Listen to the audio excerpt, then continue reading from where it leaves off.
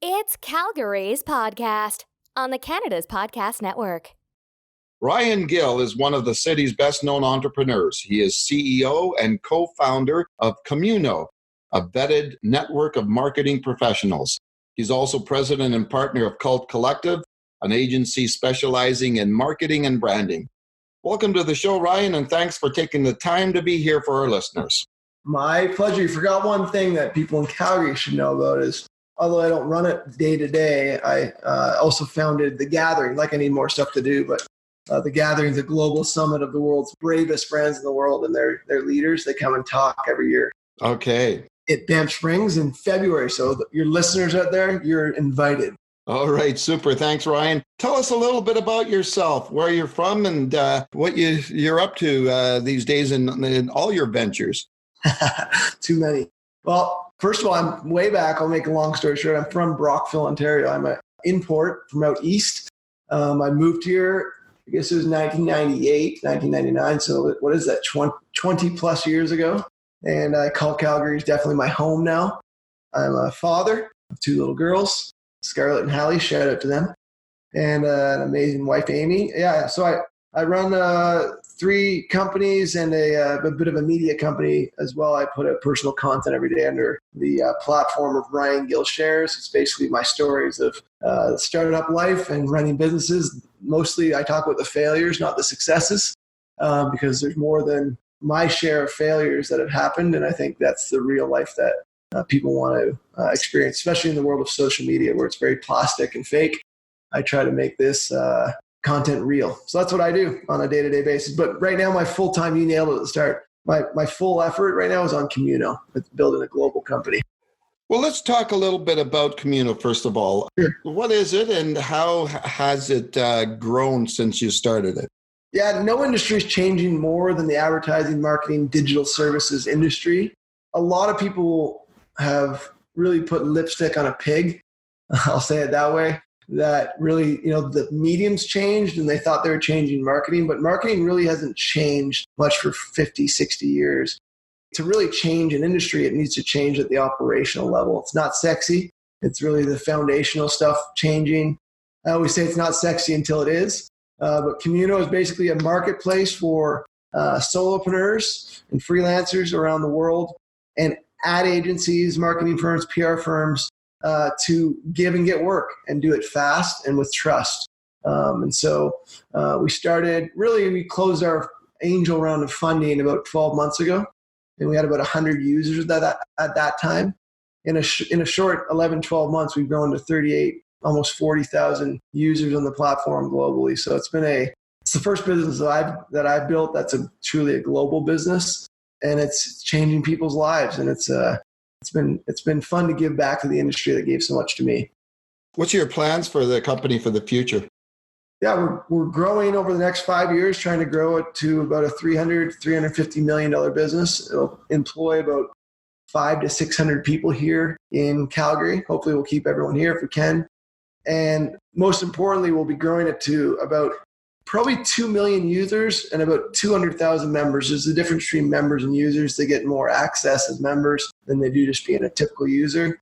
But it's really to make the community, the global creative community, closer and help the small guy and the big guy be able to scale up and down quickly.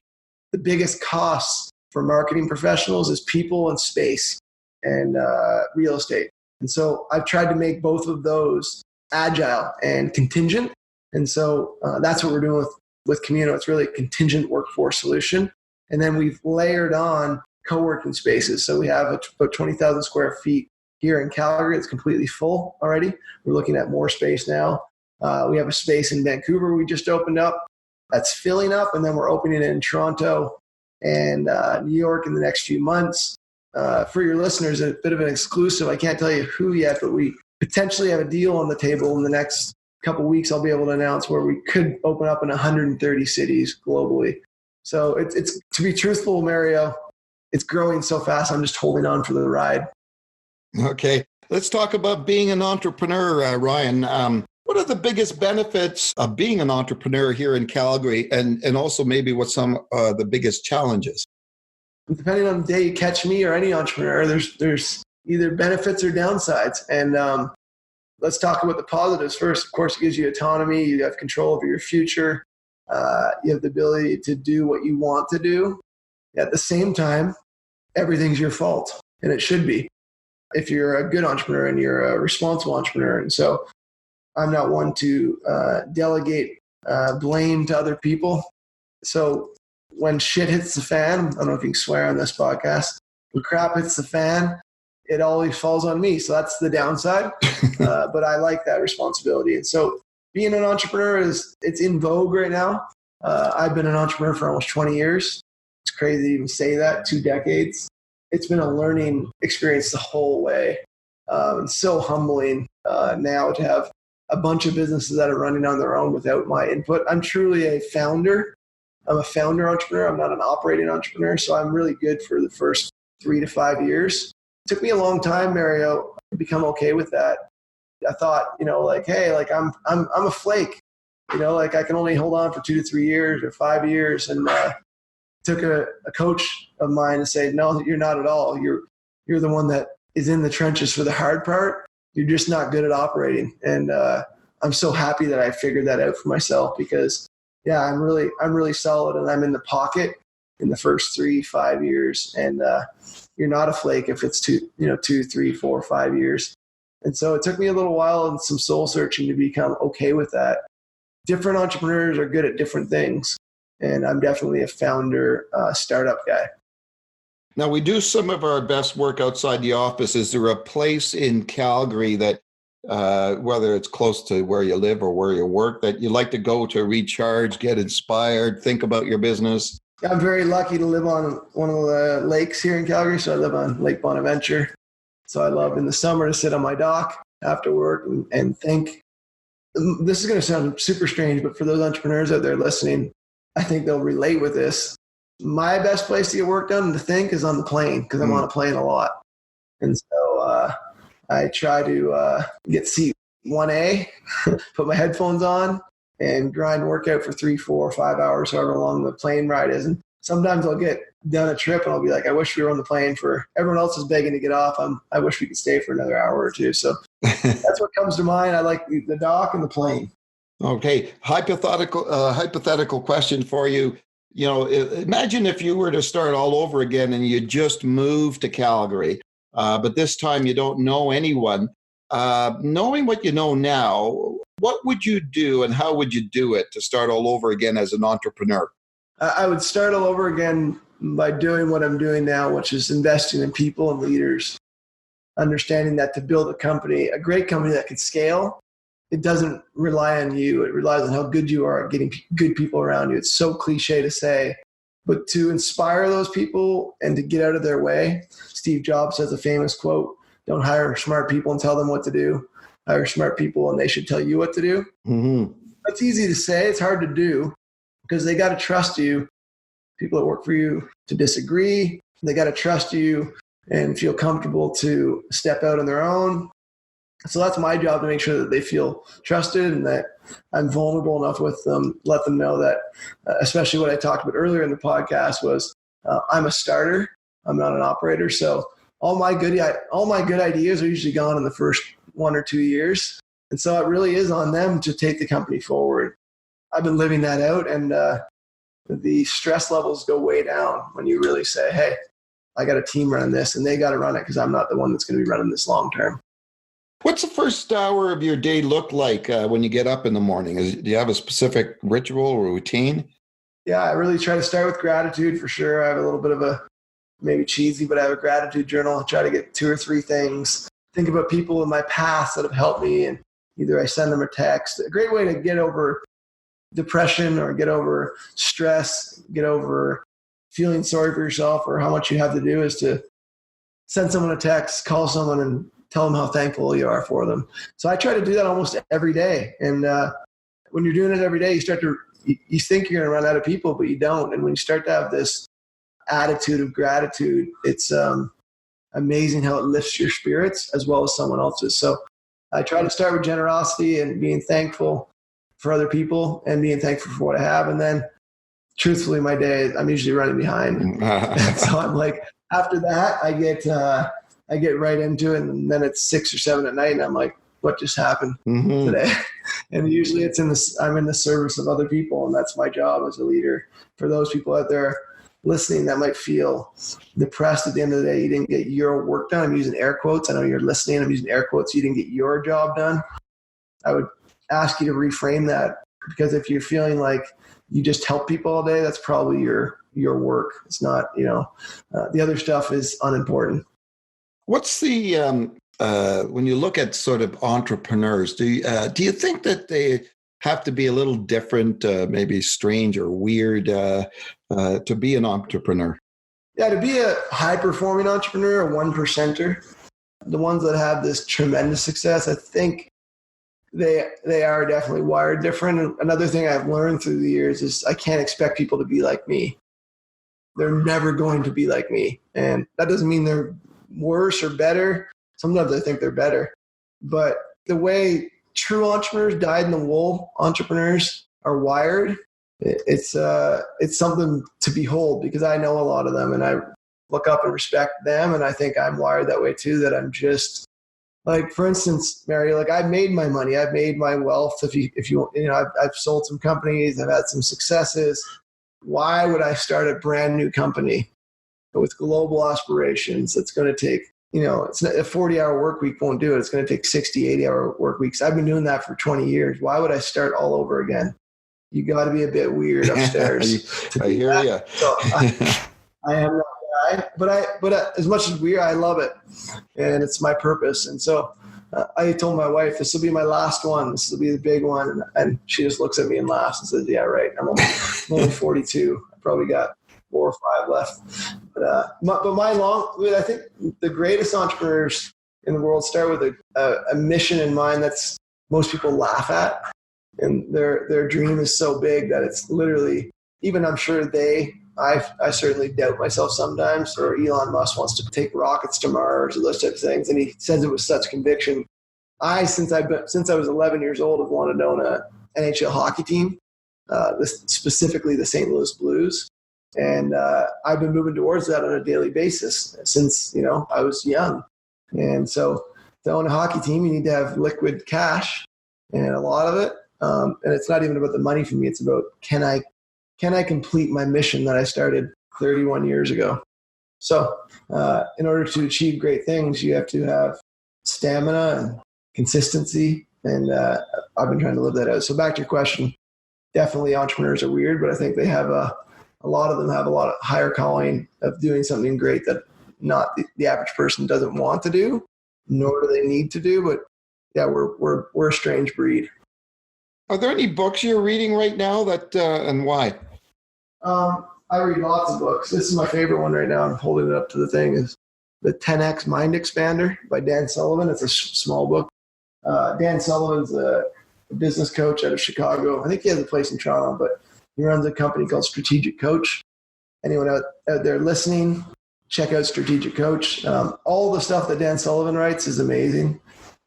My favorite book ever is a book called Win Without Pitching by Blair Enns. It's specific to the creative advertising world, but it applies across the spectrum. Really, the essence of the book is just understanding that if you do what you say you do and you can execute and deliver, you need to operate under the assumption, and it might seem egotistical, but it's not, that you're the prize to be won, not the client. They're lucky to get to work with you. And not in an arrogant way. Just what it means is if they hire you for whatever you do, you're going to deliver on what you say, and it's going to increase the value of their company. Yeah, they're definitely lucky to work with you, because there's so much shit out there that isn't true, that isn't the people that don't execute. So when you can execute, having that swagger of, I'm going to do not just what I said, but more. Blair Enns writes this book called Win Without Pitching. If you're so good, you don't need to pitch anymore. So obviously you mentioned before, you have a long hours, long days, etc. How do you find that the balance in your life, separate work into your personal life? Yeah, I don't believe in balance. Whatever I'm doing at the moment, I'm 100%. That's my balance. So it's actually in balance. Again, that's how I thrive. People may not like it. It works for me and my family. And we have a wonderful, happy life. I have great friends. I have great social circles. I feel very blessed, knock on wood, continues that way. So what do you do when you're not working? What are your favorite things to do? I'm always working, but I love golf. I love poker. I spend times with my kids. I'm coaching my daughter in soccer, so I have that tonight.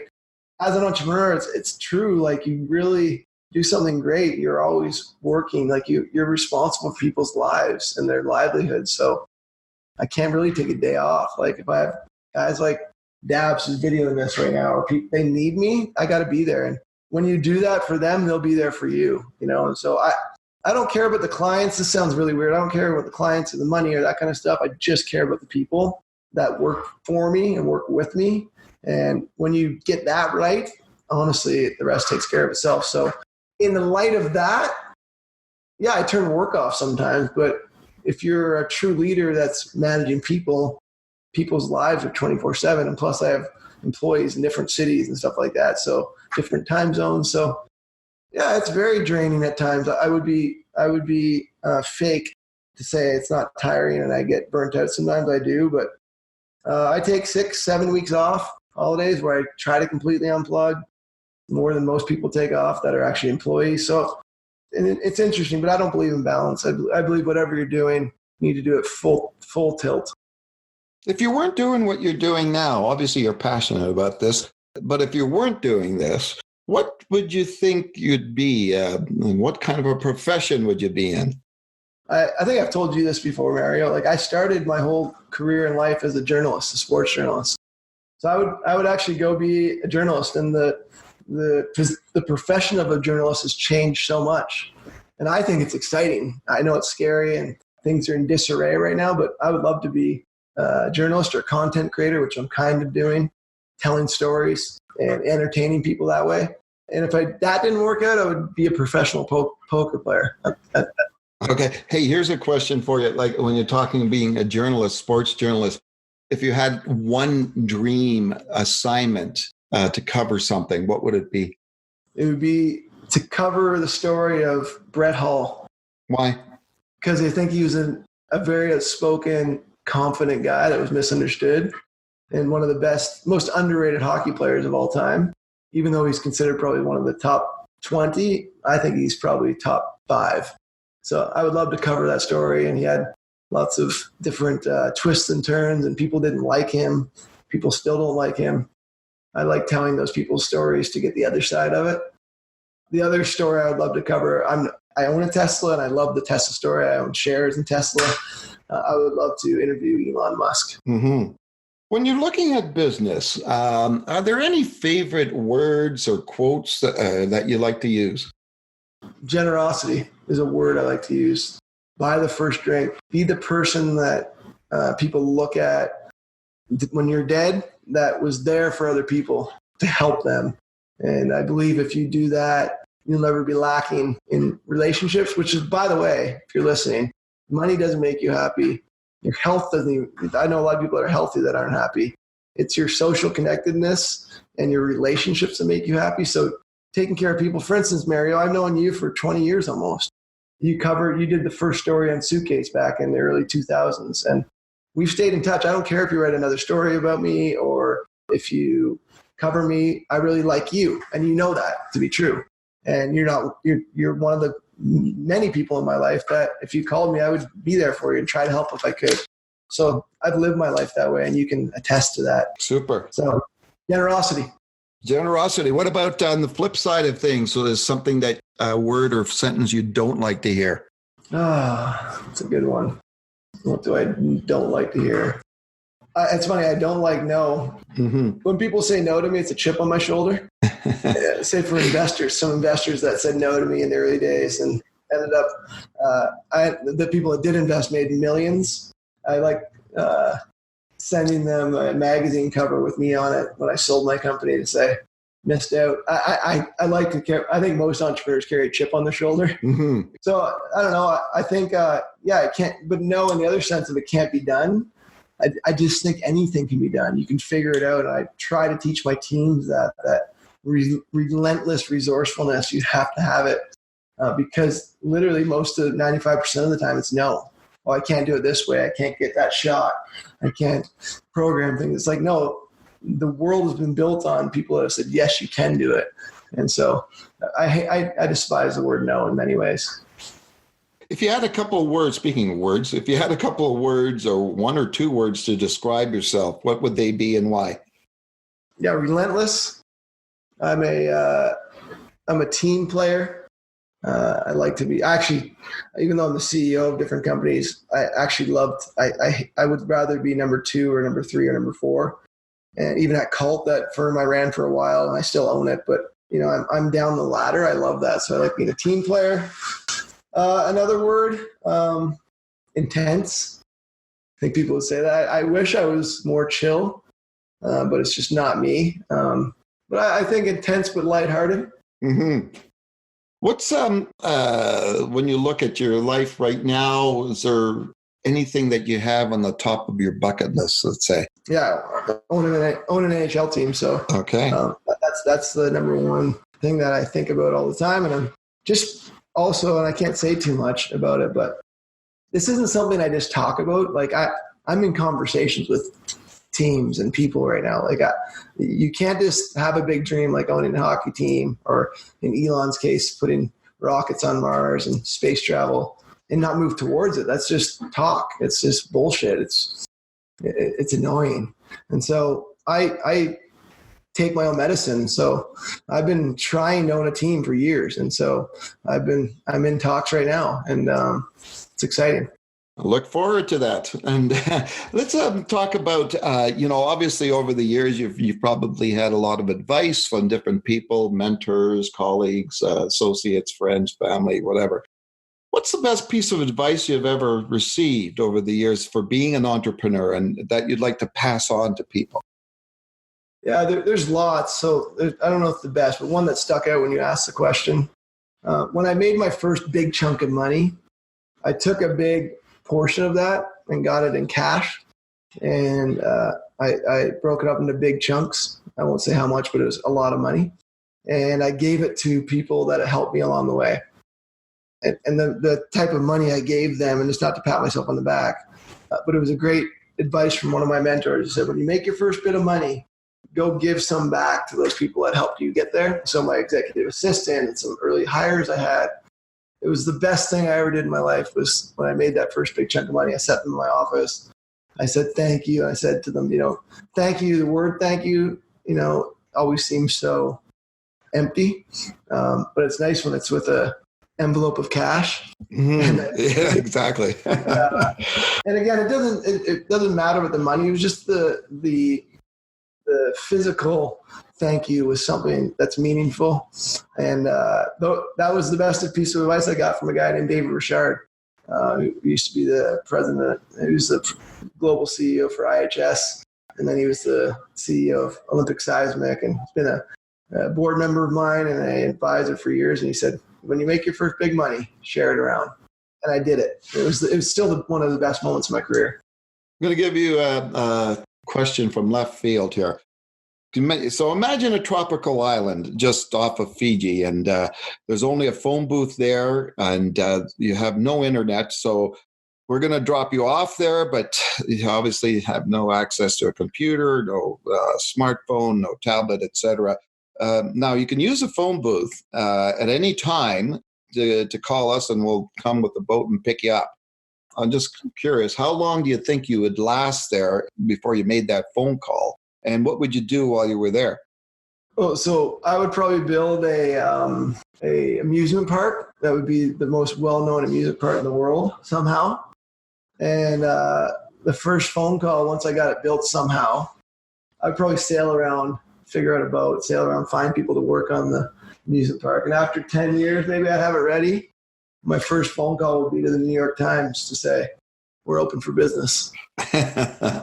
Okay. Hey, Ryan, how I appreciate you taking the time to do this today. Like, how can our listeners get a hold of you if there's anything they would like to be in touch about? So I'm very active on social media. Ryan Gill Shares at RyanGillShares. That's a long handle, but Ryan Gill Shares on Instagram, Facebook, Twitter, and then just Ryan Gill on LinkedIn. I'm very active on LinkedIn as well for those professionals out there. I put out content every day except Saturday. And so you can engage with me. I'm the one that responds, so it's not a team. Unless I'm on holidays, they respond, but you can reach out to me anytime. Okay. Thanks a lot, Brian, for being our guest on Calgary's podcast. I've learned a lot about you, your business, and I'm sure our listeners have as well. Thanks, Ryan. My pleasure.